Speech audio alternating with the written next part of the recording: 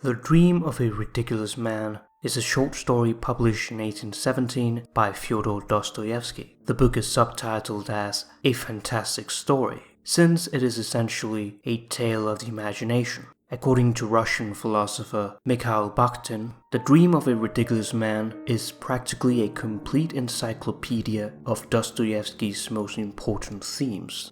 Most of Dostoevsky's major characters always have something ridiculous about them, but they are simultaneously highly self-conscious and capable of deep insight into themselves and the world. The story opens with the narrator contemplating the ridiculousness of his own life and his recent realization that there is nothing of any value in the world. Everything to him appears as indifferent. I suddenly felt that it made no difference to me whether the world existed or whether nothing existed anywhere at all. He slips into nihilism and sees no way out other than to commit suicide. As he wanders the streets in a dismal night, he looks up to the sky and becomes aware of a little star, and he made up his mind to kill himself that night. He reveals that 2 months before he had bought a revolver with the intent of shooting himself in the head, but 2 months had elapsed and it was still lying in the drawer. I was so utterly indifferent to everything that I was anxious to wait for the moment when I would not be so indifferent and then kill myself. As he was looking at the sky, a little girl seizes him by the arm, distressed and seeking his help. She is poorly dressed and soaking wet, and he makes out from a cry of despair that something terrible must have happened to her mother. He walks away, but she insists and keeps running after him. It was then that he stamps his foot and shouted at her. Back at his apartment, he sinks into a chair and places the gun on a table next to him. However, he hesitates to shoot himself because of a nagging sense of pity that has plagued him since he shunned the little girl.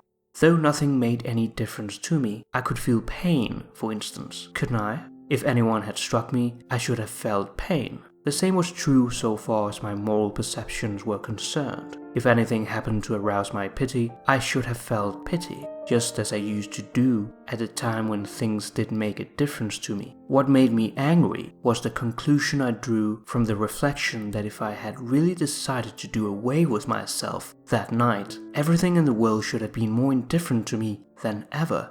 I remember that I was very sorry for her. It was clear to me that so long as I was still a human being and not a meaningless zero, until I became a zero, I was alive and consequently able to suffer, be angry, and feel shame at my actions. Very well. But if, on the other hand, I were going to kill myself in, say, 2 hours, what did that little girl matter to me, and what did I care for shame or anything else in the world? I was going to turn into a zero, into an absolute zero.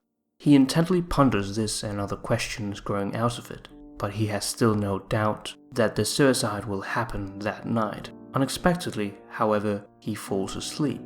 He dreams that he shoots himself straight at his heart and descends into a terrible darkness. All around him people were shouting, and he was being carried in a closed coffin and soon after was being buried in the earth. After some time, the grave suddenly opens and he is seized by some dark and unknown being, and they find themselves in space. He can only see a little star in the darkness and finds out it was the same star he saw back on Earth. They were rapidly approaching another planet. The ridiculous man says that on our Earth we can only truly love with suffering, and through suffering we know not how to love otherwise. We know no other love. I want suffering in order to love. But the companion left him, and he stands alone on this other earth, in the bright light of a sunny day, beautiful as a paradise. The people of this blessed earth, the children of the sun, surround him and kiss him. Their faces were beautiful, and their eyes of these happy people shone with a bright luster. This is akin to the Golden Age, which according to Greek mythology denotes a period of peace, harmony, and prosperity. They desired nothing. They were at peace with themselves. They did not strive to gain knowledge of life as we strive to understand it, because their lives were already full. But their knowledge was higher and deeper than the knowledge we derive from our science.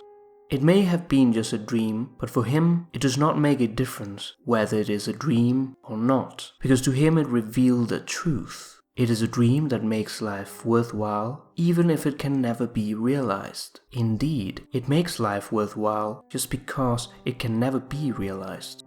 In this paradox, Dostoevsky seemed to glimpse some meaning in man's tragic story. However, the ridiculous man ended up corrupting them. He accidentally taught them to lie, and they grew to appreciate the beauty of a lie.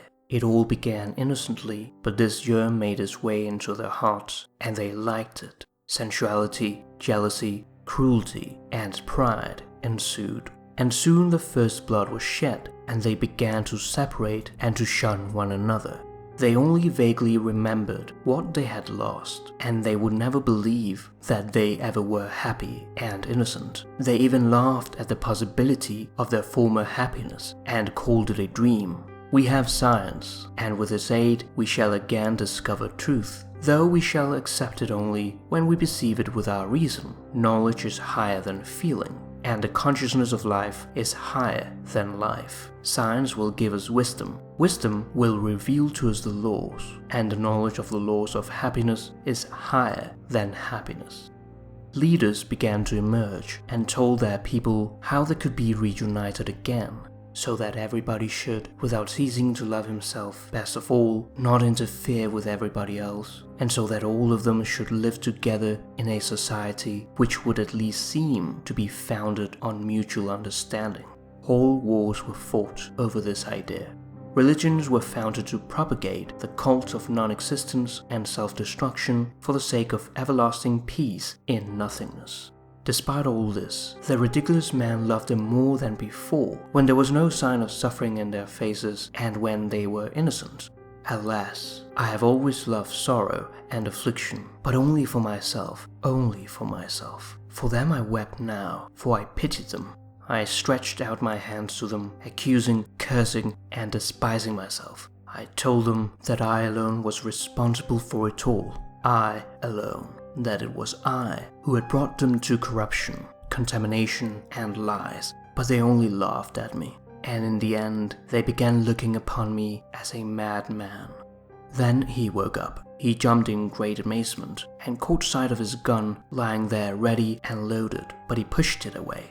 Oh, how I longed for life, life. I lifted up my hands and called upon eternal truth. No, not called upon it, but wept. Rapture, infinite and boundless rapture, intoxicated me. Yes, life and preaching.